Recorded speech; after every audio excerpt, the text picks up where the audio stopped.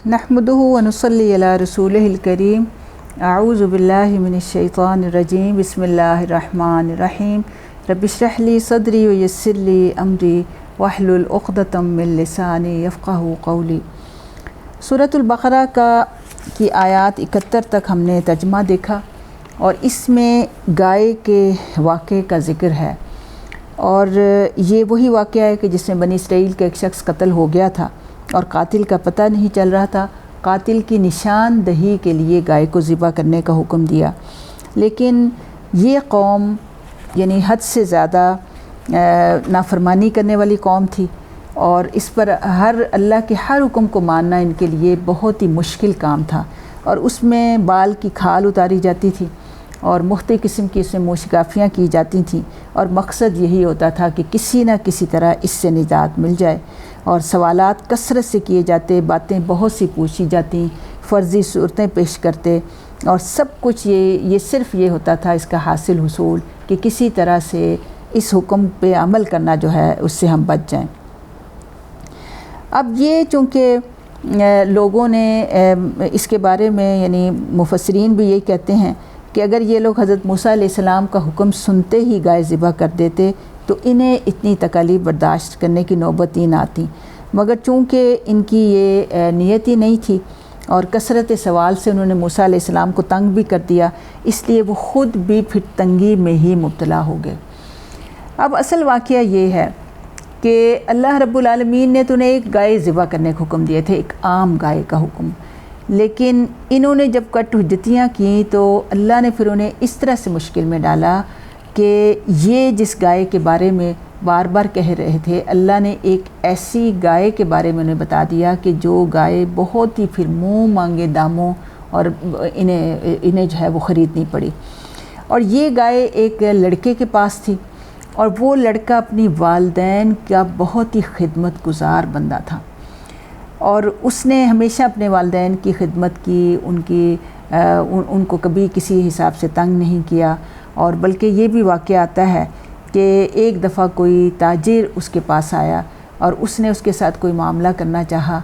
तो उसने कहा कि मैं तुम्हारे साथ ये करता तो हूँ मामला, लेकिन ये कि बल्कि ये गाय ही उसके पास थी, बहुत अच्छी गाय थी, बड़ी खूबसूरत गाय थी और इसकी खाल भी बड़ी खूबसूरत थी। हम देख रहे हैं ना कि इसमें अल्लाह ताला बता रहे हैं कि ऐसी गाय कि देखने वालों को अच्छी भी लगे और ख़िदमत कर के और हल जोत के जो है वो ख़राब भी ना हुई भी हो और उसमें किसी किस्म का कोई पैच भी नहीं था। तो एक ताजिर इसके पास आया और इससे इस गाय के बारे में उसने उसके साथ सौदा करने की कोशिश की, लेकिन उस लड़के ने उसकी जो तिजोरी थी जिसमें यानी उसने पैसा रखना था या कोई चीज़ उसमें से लेनी थी, तो वो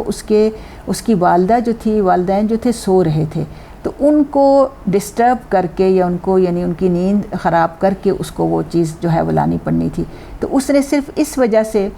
हालांकि वो ताजिर बड़ी मुँह मांगी दाम जो है वो दे रहा था, उसने कहा कि मैं अपने वालिदैन को तंग नहीं कर सकता, उनकी नींद को ख़राब नहीं कर सकता, तो वो ताजिर इसी तरह से वापस हो गया। अल्लाह रब्बुल आलमीन को उस लड़के की ये नेकी इतनी पसंद आई और इनकी कट हुज्जतियों की वजह से इनकी ये फ़ेल नापसंद हुआ, तो अल्लाह ताला ने फिर उस गाय का पता जो है इस हिसाब से दिया। अब जब इनके सारे सवाल वो हो गए तो उन सवालों के जवाब में अब उन्होंने ढूंढना शुरू की कि वो गाय अब हमें मिल जाए। अब चूँकि फंस चुके थे अपने बेजा सवालात की वजह से, तो फिर जब उन्हें उस लड़के के पास गए और उसकी मिन्नत समाजत की कि तुम हमें गाय दो, तो उस लड़के ने कहा कि मैं तो सिर्फ़ इस सूरत में दूँगा क्योंकि ये गाय तो मुझे ख़ुद बड़ी अज़ीज़ है कि तुम इसकी खाल के बराबर मुझे यानी उसके अंदर जो सोना भर के मुझे दोगे तो फिर मैं इस गाय को तुम्हारे हवाले करूँगा। और ये ज़ाहिर है कि उन्हें मुँह मांगी दाम देना पड़े क्योंकि ये सारे कर चुके थे। तो बिल आखिर उस गाय को जो है वो ज़िबा किया गया और उसकी खाल के बराबर जो है उस लड़के को जो है वो सोना भी जो है वो दिया गया। लेकिन यहाँ पे असल चीज़ें जो हैं ये मिल रही हैं कि आप देखें कि जब भी कोई कौम फसादी या झगड़ालू हो जाती है तो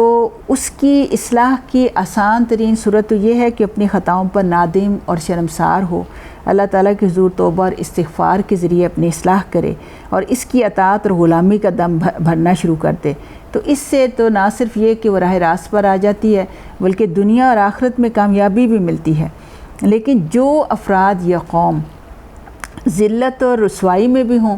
اور خطا کار بھی ہوں اور اپنی خطاؤں پر پردہ ڈالنے کے بجائے حیل و حجت سے بہانے بھی تلاش کرتے پھریں تو پھر ان پر وہی محاورہ جو ہے صادق آ جاتا ہے کہ چوری اور سینہ زوری۔ یہی بنی اسرائیل کا حال ہوا کہ بجائے اس کے کہ وہ اللہ کے حکم کو مانتے، انہوں نے اپنی کمزوری پہ پردہ ڈالنے کی کوشش کی، اپنے اس شرک کو بچانے کی کوشش کی، اور اسی وجہ سے وہ گائے کو ذبح نہیں کرنا چاہتے تھے۔ تو پھر اللہ رب العالمین نے ان کے اوپر اس طرح سے مصیبت نازل کی کہ انہیں اتنی زیادہ قیمت بھی دینی پڑی، اور پھر وہ اس حکم پر عمل بھی جو ہے وہ کرنا پڑا۔ تو اسی حوالے سے آپ دیکھیں کہ یہی کچھ جو ہے ہم بھی اگر اپنی زندگیوں میں یہ دیکھ لیں کہ ہمیں بھی اللہ کا جو بھی حکم ہے، چاہے وہ پردے کا حکم ہے عورتوں کے لیے، چاہے وہ معیشت میں سود کو ختم کرنے کا حکم ہے، چاہے وہ کوئی بھی نماز کے نظام کو جاری کرنے کا حکم ہے، اس دنیا میں اسلامی نظام کو قائم کرنے کی جدوجہد کا معاملہ ہے، تو ان سارے احکام یہ سب اللہ ہی کا حکم ہے۔ تو اللہ کے حکم کو مختلف قسم کے سوال کر کے اور اس طرح کی کٹ حجتیاں کر کے اور اس کو نہ کرنے سے پھر کیا ہونا ہے کہ اللہ کا حکم تو رہے گا ہی رہے گا، خالق کائنات ہے اور اس نے اپنے ان احکامات کو جاری اور ساری تو کرنا ہے۔ لیکن جب قوم ایک بحثیت قوم جو ہے وہ اللہ کے حکم کی نافرمانی کرتی ہے تو پھر اللہ تعالیٰ اسے مختلف قسم کے مصائب میں مبتلا کرتا ہے اور انسان کو اس سے سمجھ نہیں آتی ہے۔ اور ان واقعات میں حالیہ آج کل جو واقعات ہو رہے ہیں ہمارے معاشرے میں، جو مختلف قسم کی بے چینیاں پھیلی ہوئی ہیں، مختلف قسم کے جو جرائم پھیلے ہوئے ہیں، تو دیکھیں کہ اس واقعے کی روشنی میں تو ہمیں یہی سمجھ آ رہی ہے کہ اسلام سے بغاوت اور اس کی ہر حکم کے معاملے میں ہم نے جو اپنی منمانی کرنی شروع کی ہوئی ہے، اسی وجہ سے ہم نے اپنے ارد گرد اتنے کانٹے بو رکھے ہیں کہ جس کی وجہ سے مسلمان جو ہے پستی اور تنزلی کی طرف ہی جا رہے ہیں۔ تو اس وجہ سے ہمیں اللہ کے احکام پر، قرآن و سنت کو ہر حساب سے جو ہے وہ فوری طور پر جو ہے اس پہ عمل کرنے کی جو ہے وہ کر لینا چاہیے، اور اللہ تعالی ہمیں ان تمام چیزوں سے جو ہے یہ بچا بھی سکتا ہے۔ اور آپ دیکھیں کہ کسی یعنی افراد یا قوم کا سرکشی اور اخلاقی جرائم کا شکار ہونا تباہی اور بربادی کا نشان تو ہے ہی، لیکن ان پر بجائے ندامت اور شرمساری کے ان جرائم پر پردہ ڈالنا جو ہے یہ بہت بڑا گناہ ہے۔ اور پھر یہ کہ اس میں دوسری چیز جو ہے وہ یہی ہے کہ جب تک یعنی اس میں راہ نجات جو ہمیں ان آیات کے حوالے سے ہمیں ملتی ہے وہ یہی ہے کہ پیغام ہدایت کے سیدھے اور سچے اصولوں کو کھلے دل سے مان لیا جائے، اور جب بھی کسی بھی قوم میں کوئی بھی تفصیل طلبی کہ کیسے اور کس طرح اور کیوں کریں تو پھر وہ عمل سے محروم ہو جاتی ہے۔ یعنی کسی بھی اللہ کے کسی بھی حکم کے معاملے میں اگر کوئی انسان جو ہے سادہ حالت میں رہے تو لوگوں میں عمل کا جوش جو ہے پیدا ہوتا ہے، لیکن جب وہ کج بحث میں مبتلا ہوتی ہے تو انسان عمل سے بھی محروم ہوتا ہے۔ ہم دیکھیں کہ آج کا دور حالانکہ علم کا دور ہے اور مختلف طریقے سے لوگ جو ہیں